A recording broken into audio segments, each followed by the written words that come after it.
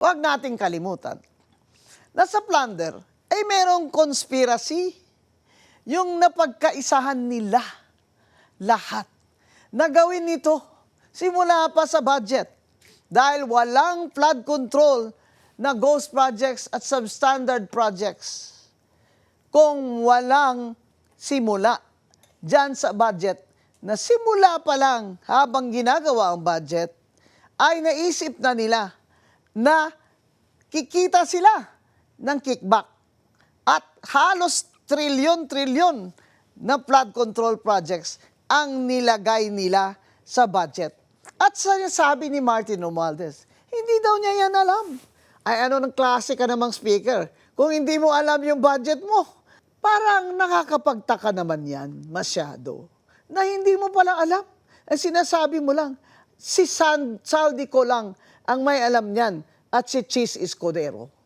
Kaya dapat wala kang pananagutan. Pero ang conspiracy is the act of one is the act of all. Yan ang conspiracy.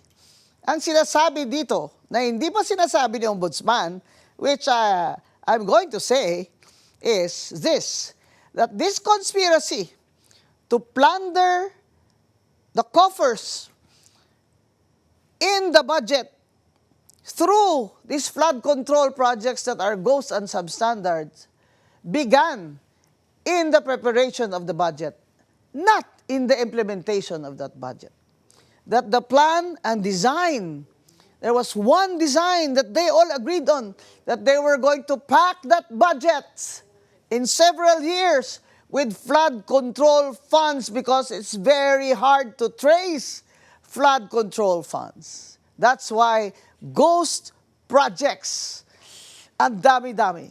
Meron pang mga projects na napunduhan na sa ganitong taon, pinunduhan uli sa sunod na taon. Pero lahat ay multo lang, ghost lang, at hindi nakita nung nag-inspeksyon na ang Secretary Vince Dizon.